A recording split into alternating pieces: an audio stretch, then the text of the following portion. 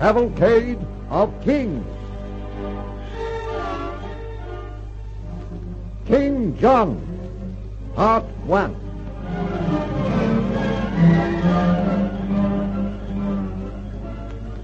The Cavalcade of Kings rides on. Richard the First has passed by with the arrow of Bertrand de Gourdon in his side.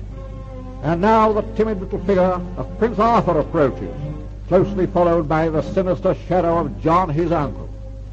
John was born at Oxford on December the 24th, 1167, and was the youngest son of Henry II and the infamous Eleanor. Soon after Richard's death, John claimed the throne, seized the treasure, and was crowned at Westminster on May the 27th, 1199. Philip of France refused to acknowledge John's claim, and sometime later sent his ambassador, Count de la Marche, to the English court to demand justice for young Prince Arthur, the real heir and successor of Richard I. John received the young count with his usual insolence at the palace in London.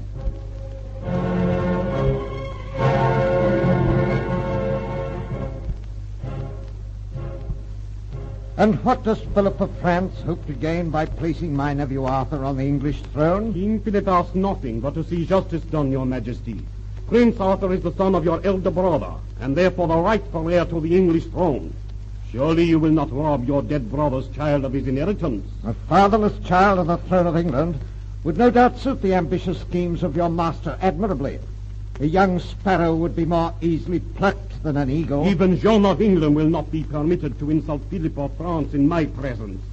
I must ask that you retract your words, your majesty. You young poppycock, have a care lest I throw you into the tower for your impertinence. Your majesty would not dare, for to do so would be tantamount to a declaration of war against my royal master, whose ambassador I am. The more important events are often the result of chance, and war might put an end to the interference of your royal master in my affairs. In the matter of Prince Arthur, King Philip is supported by the barons of Anjou, Maine, and Touraine. 7 hours' sleep will make the fools change their minds. Do not be too sure, your majesty. The people of Brittany, which is Arthur's inheritance, regard the child as sacred. There is an old legend which tells them that their king will be restored to them after hundreds of years, and they believe the prophecy will be fulfilled in Arthur. Let not your tongue run away with your brains, my good Count de la Marche. Prophecy fulfilled in Arthur. Ignorant superstition. Are you not also superstitious, your majesty? I? No, odds blood I'm not. And yet 'tis said that on occasions your majesty will not stir abroad unless he hangs charms and relics round his neck. What did I have? Brought you for a knave? You wear a charm yourself. Look at it dangling round your own cursed neck. 'Tis a locket, not a charm. A locket, eh? What's inside it? A portrait? Oh, who? Show it to me. I would see it. Do not touch it, your majesty. You'll not prevent me, you young upstart. There, the chain is snapped. Now we'll see what this mystic locket contains. It is the likeness of a beautiful maiden. Her name? Isabella of Angoulême. Your kinswoman? My future bride. Ooh. Perhaps. What does your majesty mean? Such beauty as Isabella's would grace a throne. Any throne. Perhaps even my throne. Your majesty forgets. You're about to remind me of my present wife, eh? Well, as easily discarded as a worn-out cloak. She wearies me, especially as all her wealth has by this time found its way into my coffers. It is time I looked around. High time, good Count de la Marche. And methinks there is no need for me to look farther than Isabella of Angoulême. You infamous monster. Laugh, you devil, laugh. But you shall pay for your crimes, for your cruelty, for your fiendish punishments. The English court is a bed of infamy, where no woman is safe from the unbridled lust of the usurper who wears the crown. But you shall never lay your hands on Isabella of Angoulême. I would rather strike her dead at my feet. Silence, you French dog! Is it to insult me that your master sent you to my court? Get you gone now at once, lest I throw you into the tower. And take this message to Philip of France. Tell him that the throne of England is mine, and what I have, I'll hold.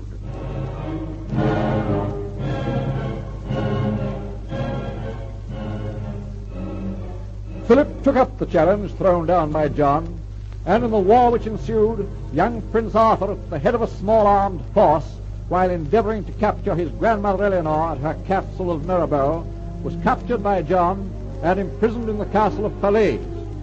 At the moment, we find John with his infamous mother Eleanor, now an old woman of 80.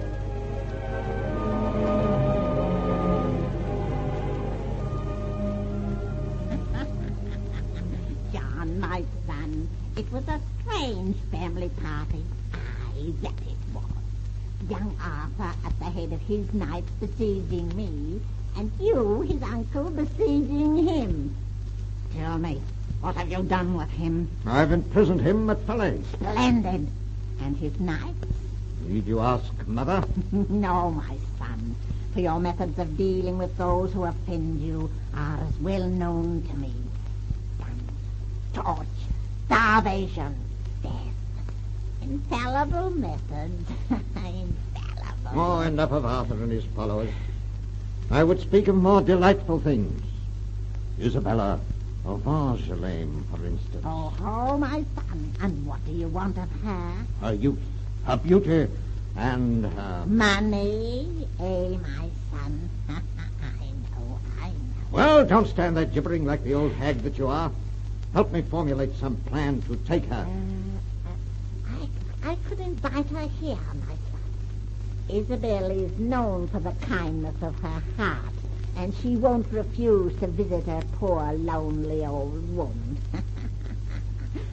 Within a few leagues of my castle, she could perchance be waylaid by ruffians, my son? And hey, presto! Before the maiden knew what was happening, she would be on board one of your ships and on her way to England. Oh, but she would never consent to marry me. My son, surely I do not hear aright. Alone with you on board your vessel? John, and you say she would not marry you? Mark my words, she will be only too glad of the opportunity to save her shame from the world. Aye, that she will. By the saints, I'll do it. 'Tis a good plan. That's the way I like to hear you talk, my son. If you want a thing, take it. If you can't take it by fair means, take it by foul. And if anything stands in the path of your desires or ambitions, remove it. Do you hear, my son? Remove it. Aye. You now refer to young Arthur. Yes. While he lives, he will be a source of constant danger to you.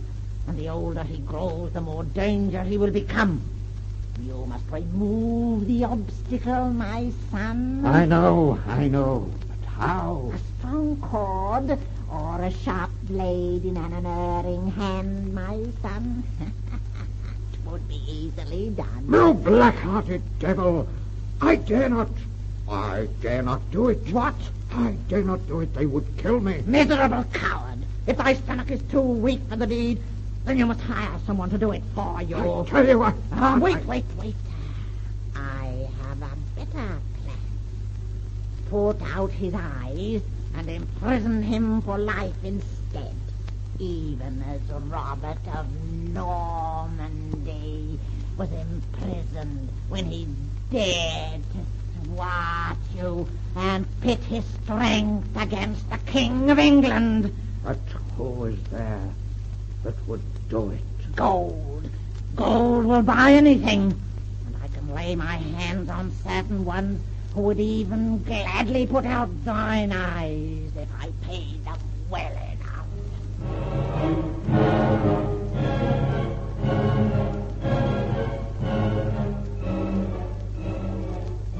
Are you asleep, young prince? Nay, Hubert, what seek thee? Wait, Highness. You may enter. Who are these men, Hubert? Why do they carry a brazier full of red-hot coals? Branding irons! What are you going to do with them? All in good time, Highness. Hubert, I'm afraid, horribly afraid. Send these evil men away. Please, I implore you. I can do nothing, Highness. Your uncle has sent them here, and I am but the warden of his castle. I think they're hot enough Oh. now. Come, young prince, and I'll show you what we do to those who set themselves against John of England. Oh, Hubert, save me, save me. They're going to put out mine eyes. Hubert, don't let them torture me. Plunge your sword into my heart and let me die. Enough of this, we waste time. Hubert, save me, save me. Silence, thou squeaking little rat. The irons, quickly. Oh! Stop! Stop, I say. I won't be a party to this devilry. What, you dare to flout the orders of King John? Yes, I'm as bad as you in most things, but I have never yet stained my soul with a deed of such foulness as ye would now perpetrate. Get out! Get out, both of you! Oh, you shall pay for this when the king hears our story. Here's a special method of dealing with those who cross his path. Come, Dino, let us be gone.